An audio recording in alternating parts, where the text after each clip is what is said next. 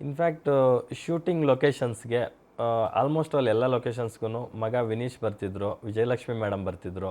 ಇನ್ನು ಆ ಹುಡುಗ ಬಗ್ಗೆ ಹೇಳ್ತಿದ್ರಿ ನೀವು, ಅವರ ಸೋದರಳಿನ ಬಗ್ಗೆ. ಅಲ್ಲ ಅವರು ಚಂದು ಯಾವಾಗಲೂ ಜೊತೆಗೆ ಇರ್ತಿದ್ರು. ಸೊ ಮೇಡಮ್ಮು ಜೊತೆಗೆ ಇದ್ದು ಅವ್ರಿಗೆ ಒಂದು ಮಾರಲ್ ಸಪೋರ್ಟ್ ಕೊಡೋದಿದೆಯಲ್ಲ, ದಟ್ಸ್ ಅ ಬಿಗ್ಗೆಸ್ಟ್ ಥಿಂಗು. ಅದ್ರ ಬಗ್ಗೆ ಹೇಳೋದಾದ್ರೆ ಇಲ್ಲ ಅಲ್ಪ ಅವ್ರ ಫ್ಯಾಮಿಲಿ ಅಂದರೆ ಇವಾಗ ನಾವು ಗ್ರ್ಯಾಬಿಗೆ ಹೋದಾಗ ಅಥವಾ ಕೆಲವು ನಾವು ಅಂದರೆ ಹೆಂಗೆ ಅಂದರೆ ಇವಾಗ ಸಾಂಗಿಂಗ್ ಮಾಡಬೇಕಾದ್ರೆ ಮೇಡಮ್ ಬರ್ತಾರೆ, ವಿನಿಶು ಬರ್ತಾರೆ, ಚಂದು ಬಂದು ನಮ್ಮ ಜೊತೆನೇ ಇದ್ದಿದ್ದು ಇಡೀ ಫುಲ್ ಸಿನಿಮಾ. ಅಸಿಸ್ಟೆಂಟ್ ಡೈರೆಕ್ಟ್ರಾಗೆ ಕೆಲಸ ಮಾಡಿದ್ದು. ಸೊ ಬಂದಾಗ ಒಂದು ಫ್ಯಾಮಿಲಿ ಟೈಮು. ಅವ್ರು ಬಂದಾಗ ಕೂಡ ಇವಾಗ ಇವನು ಅವರು ಶಾರ್ಟ್ ತೋರಿಸ್ತಾರೆ, ನೋಡಿದ್ದು ಹಿಂಗಿದೆಯಾ, ಹಿಂಗೆ ಚೆನ್ನಾಗಿದೆಯಾ ಇದು ಅಂತ. ಆ ಒಂದು ಇವಾಗಂತಲ್ಲ ನಾನು ಹೇಳ್ತಿರೋದು, ಅವರು ರಾಬರ್ಟ್ಗೂ ಬರ್ತಿದ್ರು, ಕಾಟರ್ ಟೈಮಲ್ಲೂ ಪ್ರಿವಿಯಸ್ ಸಿನಿಮಾಗಳು ಬರ್ತಿದ್ರು. ಬಟ್ ಅದೇ ಅಂತಲ್ಲ, ಮುದ್ದು ಅಂತಾರಲ್ಲ, ನೋಡೋದಕ್ಕೆ ಒಂದು ಚಂದ ಅಂತಿರಲ್ಲ, ಅದು ಆ ಒಂದು ಖುಷಿ ಅಷ್ಟೇ. Super sir.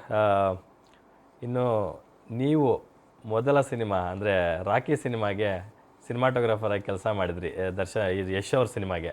ಸೊ ಯಶ್ ಅವರು ಈಗ ನ್ಯಾಷನಲ್ ಇಂಟರ್ನ್ಯಾಷನಲ್ ಲೆವೆಲಲ್ಲಿ ಸ್ಟ್ಯಾಂಡರ್ಡ್ಸ್ನ ಸೆಟ್ ಮಾಡಿದ್ದಾರೆ. ವಿಶ್ವದ ಯಾವುದೇ ಮೂಲೆಗೆ ಹೋದರೂ ರಾಕಿ ಬಾಯ್ ಗೊತ್ತಾ ನಿಮಗೆ? KGF ರಾಕಿ ಬಾಯ್ ಅಂದರೆ ಎಲ್ಲರಿಗೂ ಗೊತ್ತು.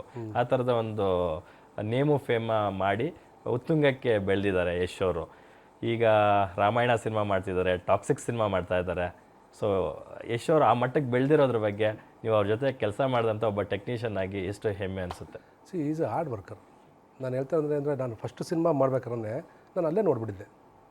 ಅವ್ರಿಗೆ ಯಾವಾಗ ಆ್ಯಕ್ಷನ್ ಮಾಡ್ಬೇಕಾದ್ರೆ ಕೈಗೆ ಏಟು ಬಿದ್ದು ಕೈ ಇಲ್ಲಿಂದ ಫುಲ್ ಫ್ರ್ಯಾಕ್ಚರ್ ಆಗಿ ಅವ್ರು ಕರ್ಕೊಂಡೋಗಿ ಟ್ರೀಟ್ಮೆಂಟ್ ಎಲ್ಲ ಕೊಡಿಸೋದು ಆದಮೇಲೆ ಕೂಡ ಅವ್ರು ಯಾವ ಥರ ಆ್ಯಕ್ಟಿವ್ ಇದ್ದ, ಯಾವ ಥರ ಮಾಡಬೇಕು ಅನ್ನೋದು ಆ ಜೋಶ್ ಇದೆಯಲ್ಲ, ಆ ಜೋಶನೇ ನಿಮಗೆ ಇನ್ನೊಂದು ಲೆವೆಲ್ಗೆ ಕರ್ಕೊಂಡು ಹೋಗುತ್ತೆ. ಅದು ಯಾಕೆಂತಂದರೆ ಹೇಳಿ ಮಾಡೋದು ಬೇರೆ, ಮಾಡೋದು ಹೇಳೋದು ಬೇರೆ, ಮಾಡೋದು ಬೇರೆ, ತೋರಿಸೋದು ಬೇರೆ. ಸೊ ಹೀಗೆ ನಾನು ನಿಜ ವಿಶ್ ಮಾಡ್ತೀನಿ. ಯಾಕಂದರೆ ನನಗೆ ಯಶು ಆ ಥರ ಬೆಳೆದು ಹೋಗಿರೋ ರೀತಿ ಇದೆಯಲ್ಲ, ಇದು ಅಮೇಝಿಂಗ್. ಅಂದರೆ ನಾನು ಹೇಳ್ತಿರೋದು ಅವ್ರ ಕಷ್ಟ, ಅವ್ನು ಕಷ್ಟಪಟ್ಟು ಅದು ಹೋಗಿರೋದಲ್ವಾ. ಸೊ ನಾನು ಯಾವ ವಿಶ್ ಮಾಡ್ತೀನಿ. ಇವಾಗ ನಾವು ಇಬ್ಬರು ಜೊತೆಲೇ ವರ್ಕ್ ಮಾಡಿದ್ವಿ, ಪ್ಯಾರಲಾಗಿ ನಾವು ಒಂದು ಕಡೆ ಹೋಗ್ತಾಯಿದ್ವಿ, ಪ್ಯಾರಲಾಗಿ ಅವ್ರು ಹೆಂಗೆ ಅಂತಂದರೆ ನಾನು ಇದು ಮಾಡಿದ್ಮೇಲೆ ಯಾವುದು ರನ್ನ ಸಿನಿಮಾ ಮಾಡಿದ್ಮೇಲೆ ನನಗೆ ಅವರೇ ಕರೆದು ಕೊಟ್ಟಿದ್ದು. ಓಕೆ, ಚೆನ್ನಾಗಿ ಇದು ಸಂತೋಷ್ ಸ್ಟ್ರೈಟ್ ಫಾರ್ವರ್ಡ್ ಮಾಡೋ ಅಂತ. ಬಟ್ ಏನಂದರೆ ಆ ವಿನಾಕಾರಣ ನನಗೆ ಆ ಟೈಮಲ್ಲಿ ನಂಗೆ ಮಾಡೋಕ್ಕಾಗಲಿಲ್ಲ ಆ ಸಿನಿಮಾನ. ಓಕೆ. ಸೊ ಅದೇನು ನೊಂದ್ಕೊಂಡಿಲ್ಲ. ಬಟ್ ಏನಂದರೆ ಆ ಕಂಟಿನ್ಯೂ ಅವನ ಜೊತೆ ನನಗೆ ಅದು ಸಿನಿಮಾ ಮಾಡೋಕ್ಕಾಗಲಿಲ್ಲ. ಬಟ್ ಅವ್ರು ಬೆಳೆದು ಹೋಗಿದ್ದ ರೀತಿ ಇದೆಯಲ್ಲ, ಅದು ಅಮೇಝಿಂಗ್ ಅಷ್ಟೇ. ಸೂಪರ್. ಕೊನೆಯದಾಗಿ ಇದೇ ಡಿಸೆಂಬರ್ 12 ಡೆವಿಲ್ ಸಿನಿಮಾ ಥಿಯೇಟ್ರಿಗೆ ಬರ್ತಾ ಇದೆ, ಪ್ರೇಕ್ಷಕರ ಮುಂದೆ ಬರ್ತಾ ಇದೆ. ಸೊ ಕನ್ನಡ ಆಡಿಯನ್ಸ್ಗೆ ನಮ್ಮ ಗ್ಯಾರಂಟಿ ನ್ಯೂಸ್ ಥ್ರೂ ಏನು ಹೇಳಕ್ಕೆ ಬಯಸ್ತೀರಾ ಸರ್? ಡೆವಿಲ್ ಸಿನಿಮಾ ನೋಡಿ, ಟೋಟಲ್ ಎಂಟರ್ಟೈನ್ಮೆಂಟ್ ಸಿನಿಮಾ. ನಾನು ಹೇಳೋದು ಒಂದೇ, ಎಂಟರ್ಟೈನ್ಮೆಂಟ್ ಸೂಪರ್ ಅಷ್ಟೇ. ಒಂದು ಸಿನಿಮಾ ನೀವು ಹೋದ್ಮೇಲೆ ನೀವು ಕ್ಲೈಮ್ಯಾಕ್ಸ್ ಮುಗಿಸ್ಕೊಂಡು ಬರಬೇಕಾದ್ರೆ ನೀವು ನೋಡೋದೇ ಒಂದು ಎಂಟರ್ಟೈನ್ಮೆಂಟ್. ಅದಂತೂ ಅಂದರೆ action packed entertainment cinema. Super. Thank you so much. ನಿಮ್ಮ ಬ್ಯುಸಿ ಶೆಡ್ಯೂಲ್ನ ನಡುವೆ ಕೂಡ ಇಷ್ಟು ದೂರ ಬಂದ್ರಿ. ಹೌದು, ಇನ್ನೊಂದು ಕೇಳಲೇಬೇಕು ನಾನು. ಇದ್ರ ಮಧ್ಯೆ ಈ ಫಟಾಫಟ್ ಅಂತ ಡೆವಿಲ್ ಸಿನಿಮಾದ ಪೋಸ್ಟ್ ಪ್ರೊಡಕ್ಷನ್ ಕೆಲಸಗಳನ್ನ ಮುಗಿಸ್ಕೊಂಡು ಪ್ಯಾರಲಲ್ ಆಗಿ ಜೋಡೆತ್ತು ಅಂತ ಒಂದು ಸಿನಿಮಾಗೂ ಕೈ ಹಾಕಿದ್ದೀರಾ? ಹೌದು. ಆ್ಯಕ್ಚುಲಿ ಅದು ತೆಲುಗಿನ ಸುನಿಲ್ ಅವರು ಇದ್ದಾರೆ, ನಮ್ಮ ಕನ್ನಡದ ಚಿಕ್ಕಣ್ಣ ಇದ್ದಾರೆ ಉಪಾಧ್ಯಕ್ಷರು. ಇನ್ನೂ ಒಂದಷ್ಟು ಹೆಸರುಗಳು ನೆಕ್ಸ್ಟು ರಿವೀಲ್ ಆಗ್ತಾ ಹೋಗುತ್ತೆ, ಅದು ರಿವೀಲ್ ಆಗ್ತಾ ಹೋಗ್ತಾ ಇರುತ್ತೆ. ಓಕೆ. ಈ ಸಿನಿಮಾ ಆ್ಯಕ್ಚುಲಿ ಜೋಡೆತ್ತು ಸಿನಿಮಾನ ಇದನ್ನು ಮಾಡು ಅಂತ ಹೇಳಿದ್ದೆ ದರ್ಶನ್ ಸರ್. ಸೂಪರ್ ಅಲ್ಲ? ಯಾಕಂದರೆ ಅವರು ಈ ಜೋಡೆತ್ತು ಸಿನಿಮಾ ಕತೆ ಕೇಳಿದರು. ಹೌದು ಹೌದು. ಸೊ ನಾನು ಹೋಗಿ ಕೇಳ್ಕೊಂಡು ಬಂದ ಮೇಲೆ ನಾನು ಫಸ್ಟ್ ಅವ್ರಿಗೆ ಹೇಳಿದೆ, ಬಸ್ ಆ ಥರ ಇದ್ದಾರೆ, ಹಿಂಗೆ ಹೋಗಿದ್ದೆ, ಹಿಂಗೆ ಇದನ್ನು ಕತೆ ಕೇಳಿದೆ, ತುಂಬ ಇಷ್ಟ ಆಯಿತು, ಅದೊಂದು ಮಾಡ್ತಾಯಿದ್ದೆ ಚಿಕ್ಕಗೋಸ್ಕರ. ಅದನ್ನು ಮಾಡು ಚಿನ್ನ, ಅದನ್ನು ನಾನು ಕತೆ ಕೇಳಿದ್ದೀನಿ, ತುಂಬ ಚೆನ್ನಾಗಿದೆ, ಅದನ್ನು ನೀನು ಮಾಡು.